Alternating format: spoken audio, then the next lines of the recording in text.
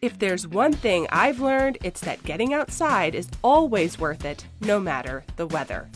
Welcome to Humans Outside, where we're building a life around spending time in nature while learning from fascinating outdoor-minded guests. I'm Amy Bouchatz, a journalist originally from the beach in California, now working to love nature from my home in Alaska. Since September 2017, I've spent at least 20 consecutive minutes outside every single day, no matter what.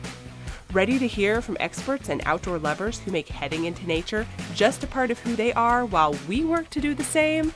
Let's go!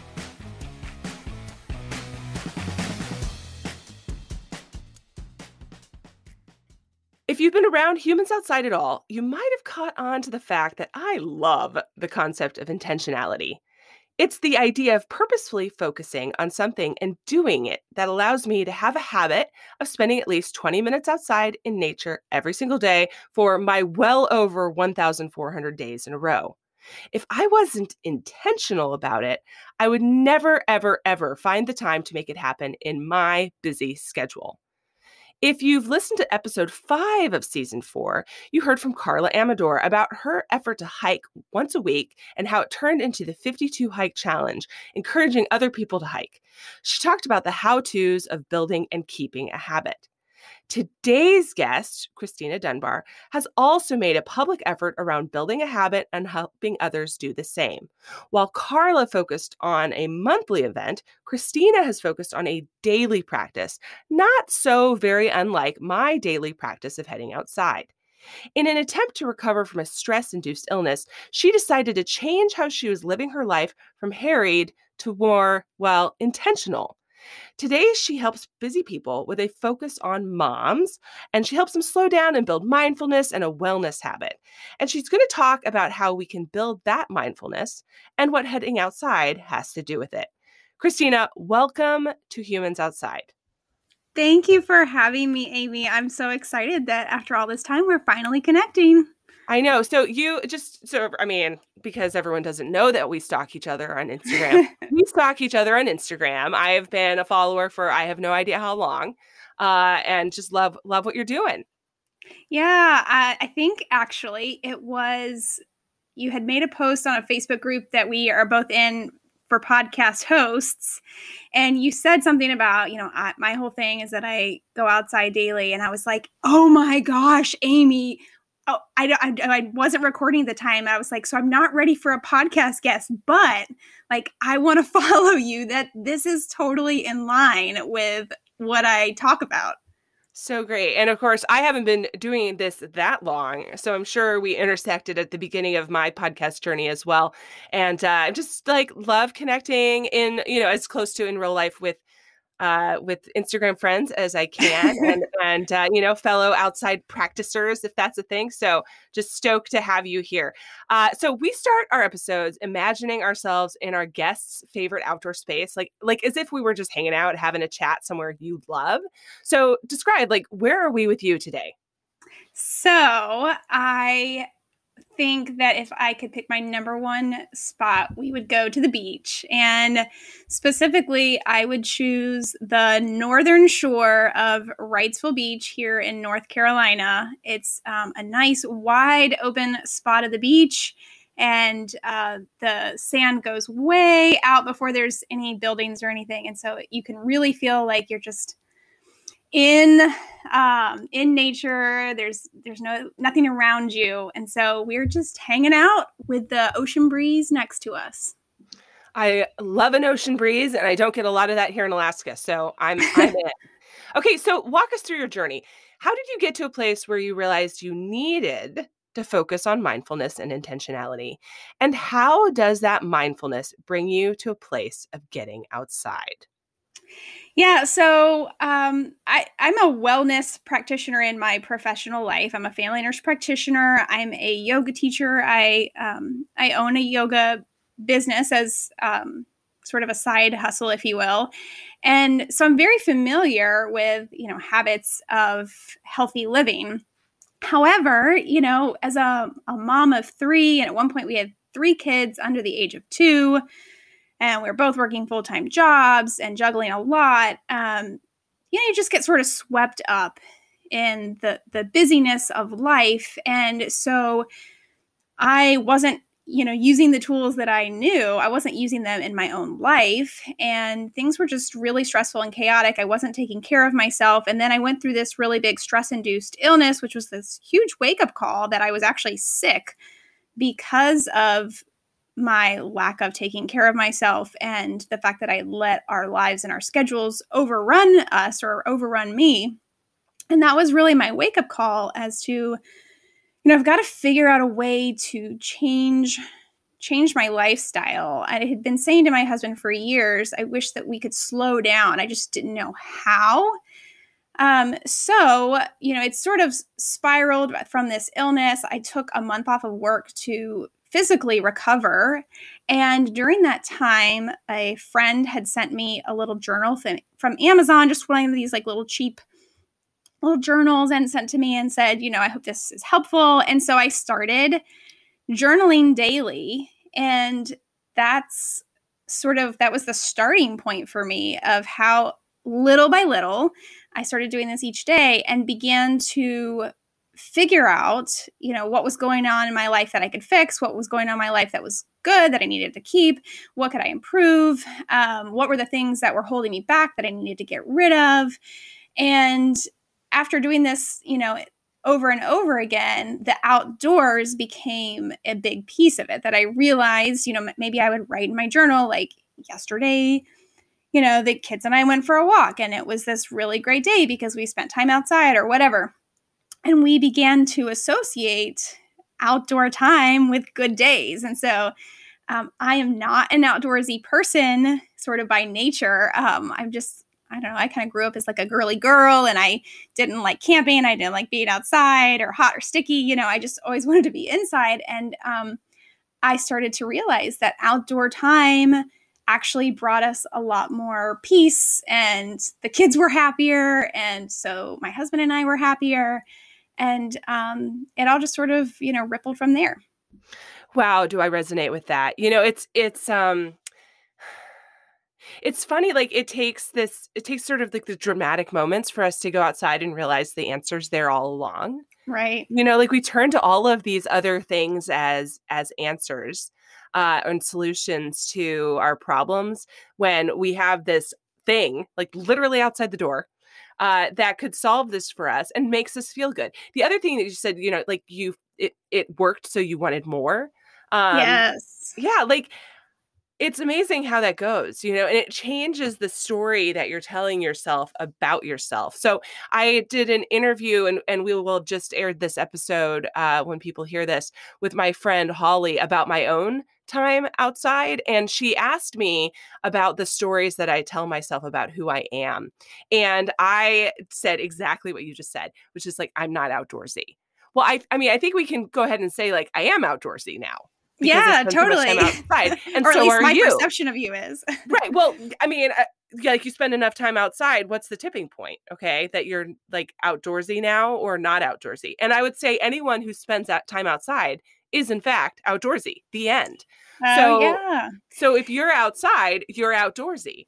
I heard that people talking about that with running once upon a time. That mm-hmm. Just because you're not, I mean, like I am not a tiny person. I'm 5'6", I'm 130 pounds. And so because I wasn't that like, skinny runner that maybe you see like on TV running the New York City Marathon, I would never call myself a runner because I couldn't go out and do, like really long distances.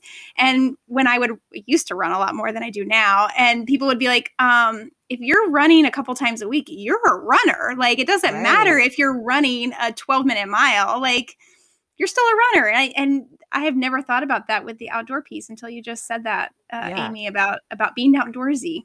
So I think we can go ahead and call you outdoorsy. We've just made that decision. We'll call ourselves outdoorsy. Excellent. And we're changing, and just like changing how we talk about ourselves. I like it. So much progress in this one episode.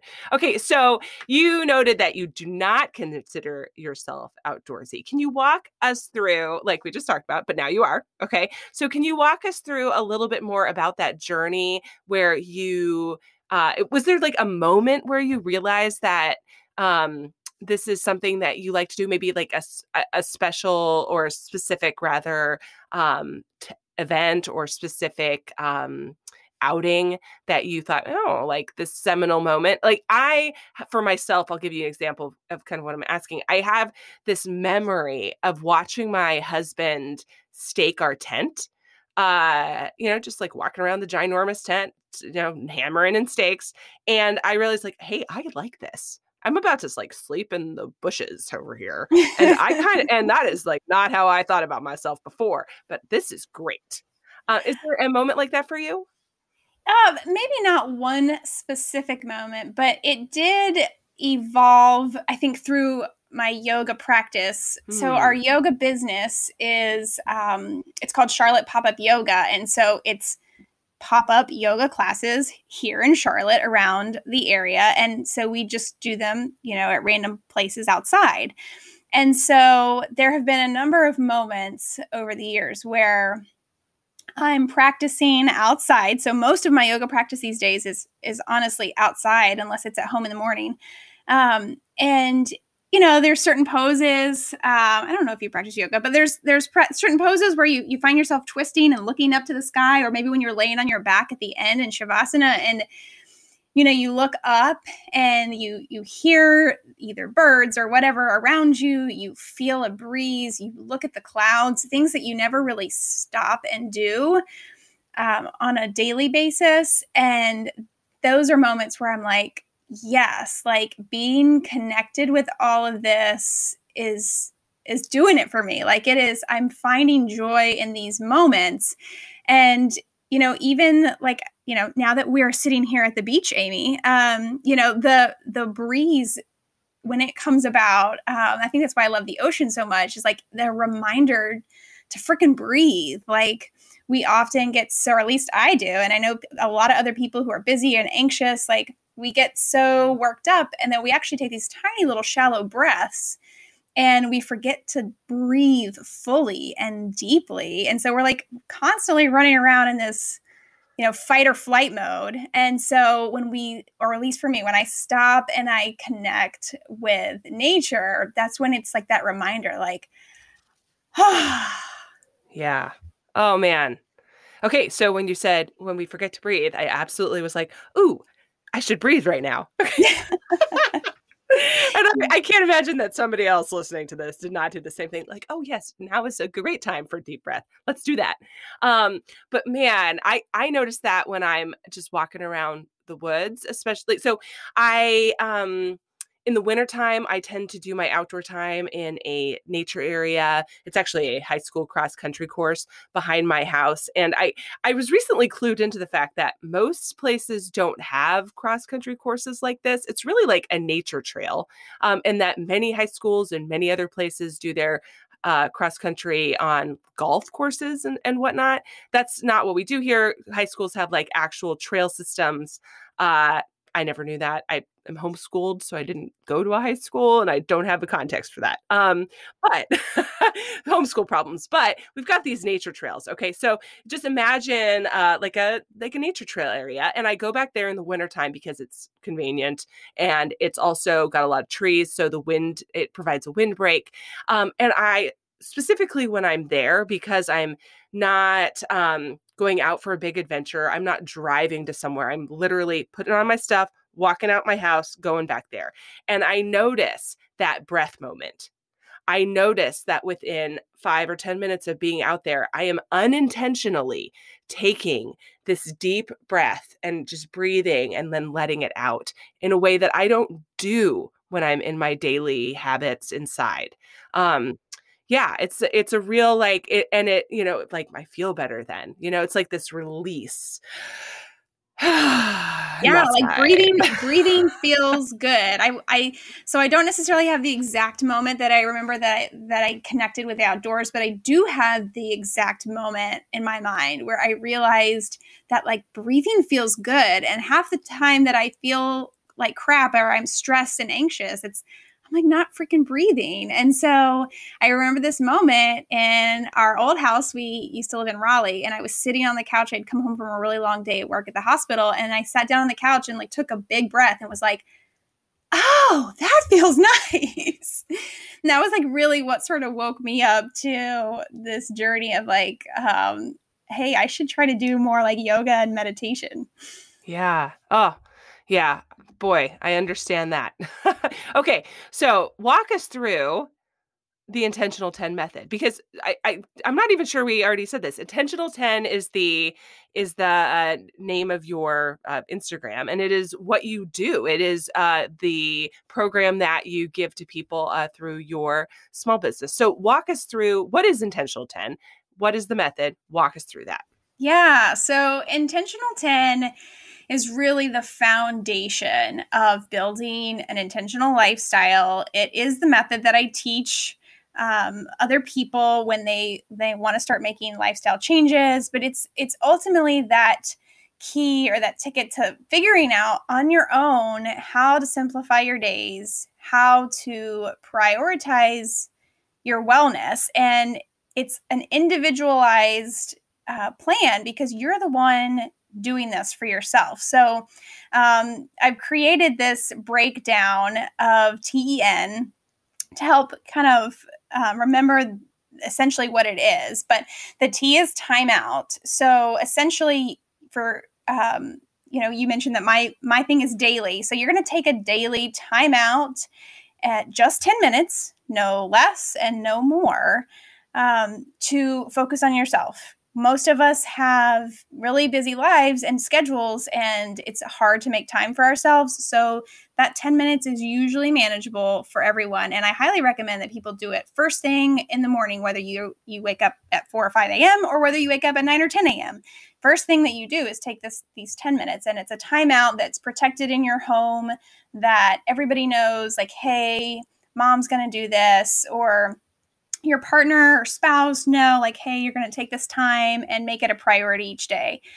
Then the E is engaging with the G's. So there's 3 things that you engage with, or you focus on when you sit down and take those 10 minutes. So the first is the gut feelings. And that's essentially that time to kind of figure out what's going on in your head that maybe throughout the day, because you're so busy, you're not actually paying attention to. So for me, I tend to have a lot of anxiety. So that's figuring out a lot of those little moments, like, hey, I woke up feeling anxious today because we've got X, Y, or Z going on. Or maybe like today, I woke up excited. Like, I've got a podcast chat with Amy today. Like that's something that brings me joy, is like connecting with people and doing interviews, and sort of realizing the things going on in your life and how they make you feel. Then the next G is gratitudes.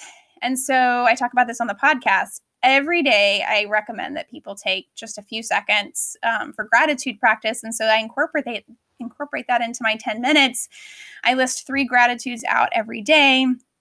And that's going to, again, help you sort of hone in on the things that are happening around you that maybe you're not actually paying attention to because you're so busy. So, finding gratitude for, the internet and Squadcast that can connect you and I from North Carolina to Alaska today, or finding gratitude for my husband, who he and I have worked really hard to plan this deck that's being built over at our house. And he, did a lot of the financial and logistical planning of it. So these little moments of gratitude, help you find some positive mood and help shift the mindset. And then the next G is your goals. So figuring out, what is it that you want for your day? Is your goal to have, fun? Maybe it's the weekend and you just want to make sure you're having fun and you're relaxing, or is your goal to be super productive or whatever? So that when you actually plan your day, your action items, your steps, they're actually aligned with your goals. So, if my goal today is to have fun, but then I spend the whole day like doing chores, if that's not fun for me, then I haven't had a successful day. I'm not happy at the end. So that's the G, the engaging with the G's. And then the N in the 10 is for next steps. And so each day when you're taking the 10 minutes, I tell people to then take all those things that you've just quickly jotted down and figure out how you're going to make that happen with time blocking. So, we can often have these lofty goals of, I want to do X, Y, and Z, but then when it comes down to it, how are we actually going to fit those in? So figuring out, okay, from, 9 to 10, I'm going to be doing this. From 11 to 12, I'm going to be doing that. Oh, I really wanted to get a walk in today, or maybe maybe I had my 20 minutes of outdoor time that I wanted to get in today. Like, where am I actually going to fit that in so that the day doesn't go by, you're crawling into bed and you're like, crap, I didn't do that. So that's the TEN. Yeah. It sounds long the way I just described it all out, but you can do all of that in just 10 minutes. And if you Right. do that on a regular basis, over time, you're going to figure out what it is you want to do with your life, the intentions that you have for yourself, and how to actually make them happen. Yeah. So I think that a lot of people probably do pieces of that, right? So like I make a list every day, okay, of what I need to do, but I don't always time block it. Or I have in the past had a habit of gratitude, but I wasn't making my list at that point, right? So this really, what you're saying is really a daily practice of rolling into your morning in a very small amount of time, things that can really change how you spend your day and how you feel about how you're spending your day. Absolutely. And you're right that a lot of us are doing those little things, but it's not making the difference that you want necessarily. It's just like if you are trying to lose weight and, all you're doing is exercising, but you're not changing how you eat, and you eat a ton of junk food, like maybe you're not seeing the results that you want. It's the same concept that like you have to sort of hit all these different points if you actually want to change your lifestyle and make sure that you're really living a life that's aligned with the goals that you have for yourself. Hey humans, just a quick break to ask for a huge favor. If you're loving this episode, could you take a second to give us 5 stars or a great rating and review in whatever podcast platform you use? Those ratings help other humans find the podcast too and spread that humans outside love around the world. I can't thank you enough for listening and sharing your support through a rating and review. Now, back to the episode. Okay, so you explained the acronym, and we talked about how it's only 10 minutes. Is 5 minutes simply not long enough, and is 15 too long? Like, is there another reason that 10 is the perfect amount of time? Why not 9 minutes? Yeah, right. Let's get granular. So I personally found that 10 was the sweet spot. I'm not going to lie. It also just happens to work out great that like there's a little bit of this like somewhat of an alliteration with intentional 10.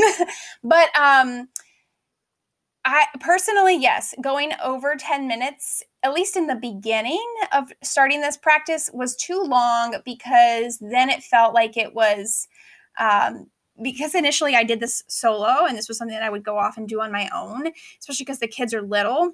Then it was like I was leaving my husband to be on, kid duty in the morning while I was going off and doing my own thing. Then it started to like creep into that time. And personally, I find that like 5 minutes is just not enough for all of my thoughts and time blocking.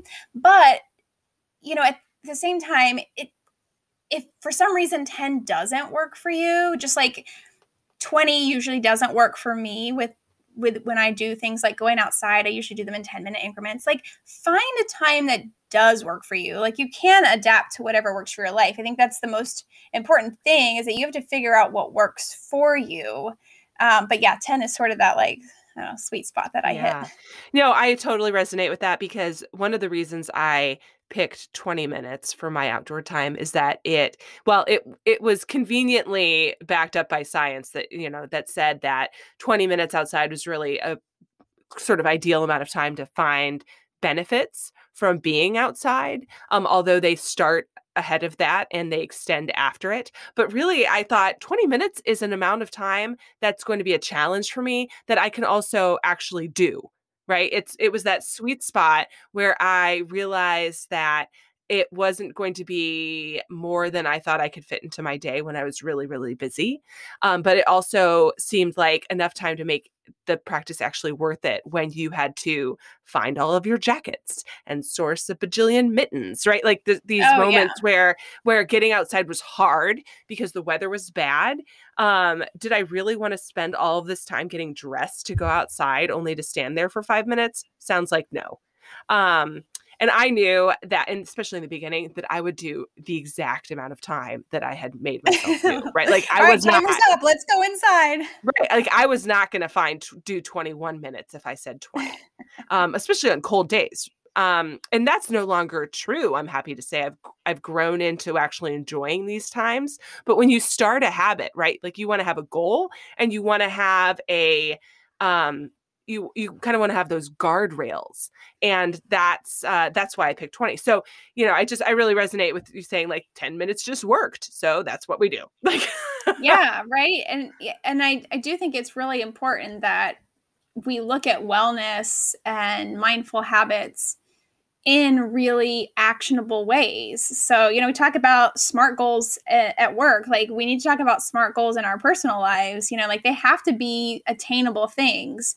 And a lot of times at least I used to, this is where I struggled years ago, is that I used to think that like if I wanted to take care of myself, well, that required, having an hour and a half to go to a yoga studio and take a yoga class to slow down and take a few deep breaths. And since I didn't have an hour and a half, then it just wasn't happening. Like, no, you don't have to have that amount of time to slow down, to take a few deep breaths, to take care of yourself. So, once I started journaling 10 minutes a day, then I started looking at other things like that. So, hey, if I wanted to go for a run, but I didn't have a lot of time, like, what's wrong with just going for a 10-minute out and back? Like, okay, yeah, it's not as long as I used to run before I had kids, but like it's still running and it still gets my heart rate up. And if that's all I can do today, like that's a win. So I started doing other things in small increments too. Yeah. Yeah. So, okay. So I am really good at going outside every day. I am really bad at taking 10 minutes to be mindful. And what you described earlier, I mentioned I do pieces of that. I have tried to do it all in the past. And it's like it just the habit falls off, or I've tried to do portions of what you mentioned, as my own daily practice. And I just don't, that like one day I forget and that's it, Okay, so that's why I don't. That's why I have continually fallen off of this train. What are some common reasons other people get for struggling with making this a habit? Yeah, I mean, I think you're right that this happens to a lot of people. One is just you get busy and forget. Two is that people often feel lost or not sure where to start. I mean, that was me years ago when I just remember always saying to my husband that I wanted to slow down. I just didn't really know how. And so maybe you listen to this, but you still don't feel like you know how to implement it. So that's another thing that people struggle with, which is why I offer, challenges and programs and things to help walk people through it and encourage and remind them how to do it. And then the third piece is that people struggle with, I just don't think that I have time. And so that's why we try to break it down into really, really small segments. You had mentioned earlier in our conversation that, initially you were kind of forcing yourself to go outside, and then over time you begin to enjoy it. So you wanted to do it. And that's really why I try to, encourage people through challenges and things. If we sit down and we're all going to do this together for a week where we're going to sit down and journal each morning for 10 minutes, by the end of that, you're going to start to feel better and you're going to enjoy the benefits of what you've learned in that week, and you're going to want to keep doing it. It's not going to feel like it's something that I have to figure out how to fit in, or I'm going to have to try to remember how to do. It's something that you're just going to want to wake up and do because it's life-changing. Yeah. So you mentioned challenge groups, you mentioned taking these habits. Can you give us like specific steps for creating this habit, for overcoming those problems? Yeah. So I I mean, I start with a blank piece of paper now, but in the beginning, I think it's really important for people who are getting started. I think it's really nice to have a guide so that when you open up a journal or a notebook or something, you know what to do. You're not just like staring at a blank piece of paper. So I have, guided journals that kind of walk you through these things on my website that are just free little guides that kind of help you figure out where to start. Or if you want to buy a journal off of Amazon that has like little prompts and inspirations, like something like that will guide you, is a really good way to start. So you don't sit down to a blank piece of paper and think, what do I do?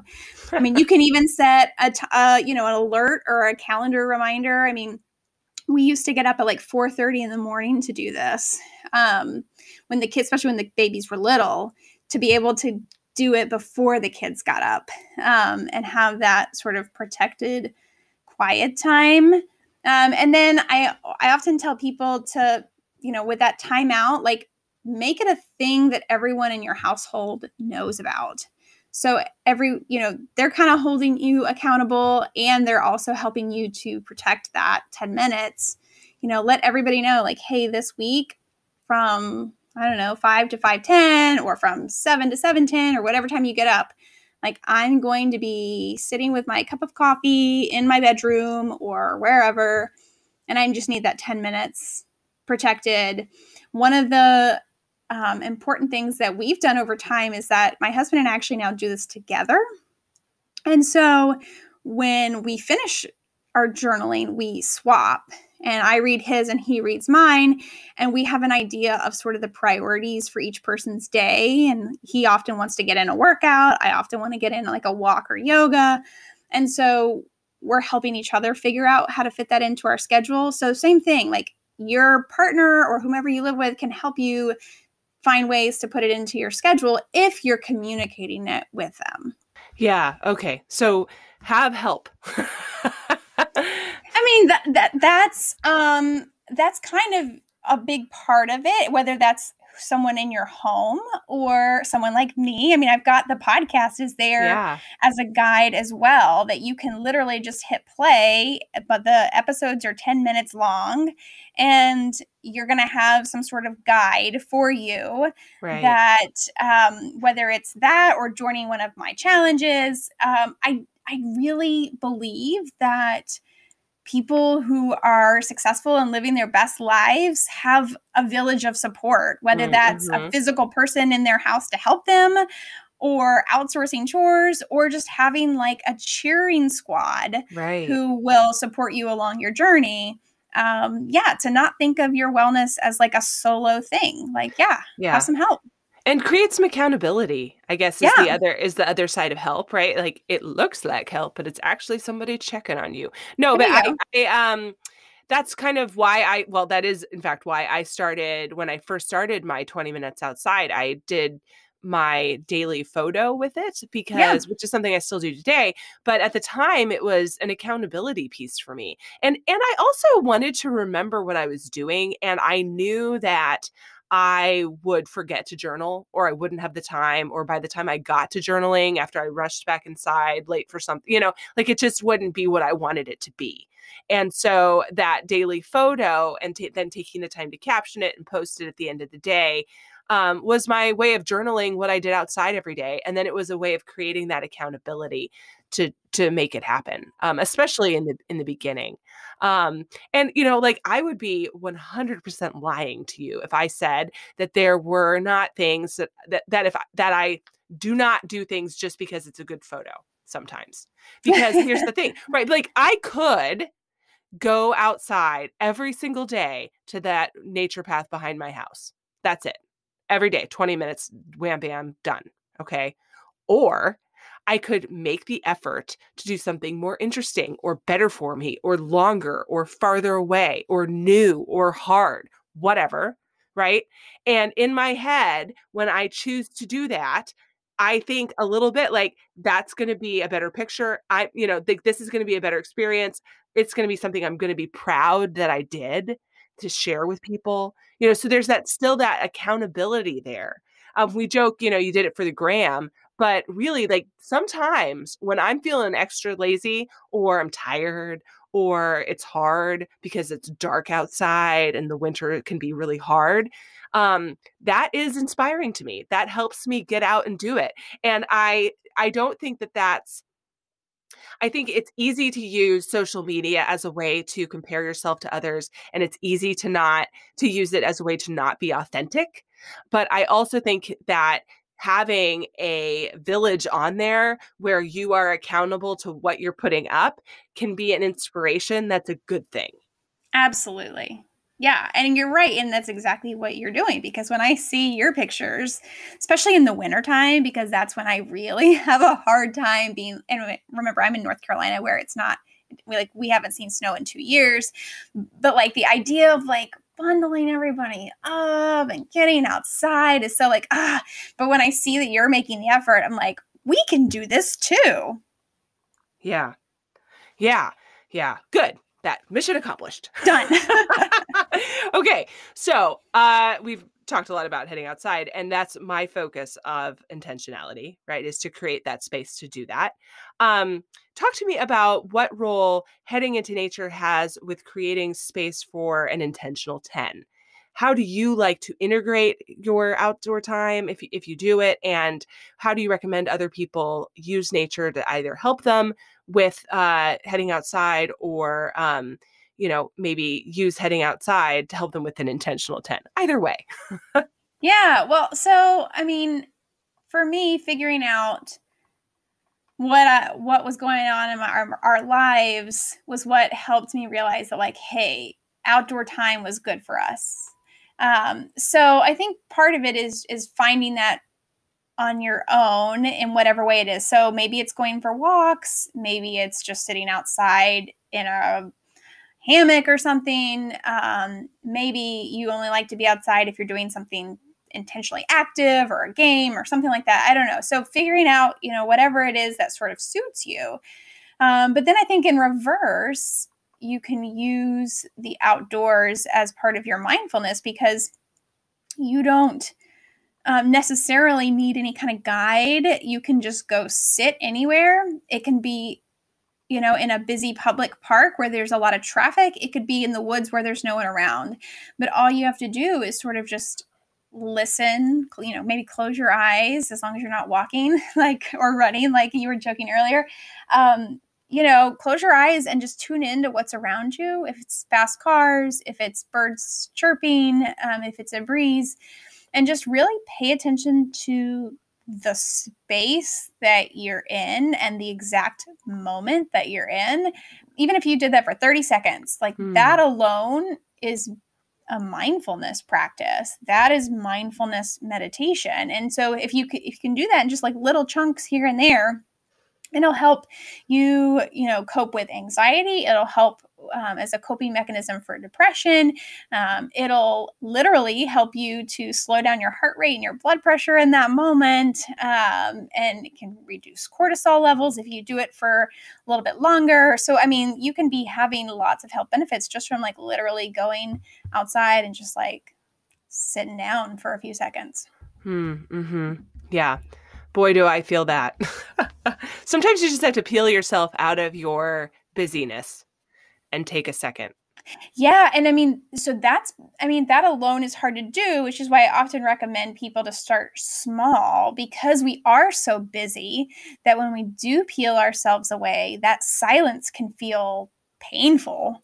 And you have to sort of like work your way up, just like you would sort of build up your stamina with running long distances. You just sort of build up your stamina for slowing down because we're all so used to being overly stimulated from our phones to our emails, to our texts, to our laptops, to, just everything being go, go, go. We have to like untrain that in a way. Oh man, that is I have never thought about it that way. Build up your stamina for stopping. Yeah. Because that's such a juxtaposition in my mind, right? Because we think about stamina as being associated with speed or doing something hard or like going hard, right? Right. You're increasing your heart rate, okay? Not with slowing it all down and taking that pause. And so it's really like, it's contradictory images in my mind, but it's such a perfect description because that's exactly what you're doing. Like you're building up your ability to stop. Which is really hard for most people these days. And I think that's honestly where a lot of people get tripped up, is that they try or they start something, they try to learn to meditate, or they try to take a break from work or whatever, but all they do, their mind races the whole time, or they feel like they should be doing something else, or just feels really uncomfortable to be in the silence, and so they're like, this sucks, and they stop. Yeah. So yeah. Oh my gotta start goodness. small. Yeah. Love it. Okay. So can you give us 3 or 4 super practical tips? Like we've been talking about them all along, but like, let's get really granular. Let's give people something to take away right now about creating space for daily mindfulness inside or outside. Yeah, well, I mean, I know I just said it, but like truly start small. So whatever you commit to something that's actually feasible for you. And if that's 5 minutes, then do 5 minutes a day. And maybe you just do it for a week. You don't necessarily have to say, I'm going to do this forever. But start small. Like I said, I always recommend the 10 minutes, but find something really simple, tangible that you can do, and do that daily for a short period of time and just see how that feels. Use that to sort of align with your intentions. That's, again, where I recommend the journaling thing for 10 minutes a day, maybe just do that for a week. So that's number one, is to just start really small and like just make it happen. 2 is, and this kind of goes back to what I just said, but you have to figure out what your goals even are for yourself. And so maybe you just take a day off of work, or maybe you take a Saturday and you go sit somewhere by yourself and figure out like, what do I want for myself? Like, what are the important things that I want in my life? And then you can start doing more of those things. If it's, you want more outdoor time, or you want to slow down more, or if you want to, I don't know, maybe you're trying to grow your career or whatever, like, then you can be more mindful in whatever you're doing to get yourself to whatever those goals are. Yeah. And then, and the third thing that I would say, if you're looking for, actionable tips to be more mindful, is figure out what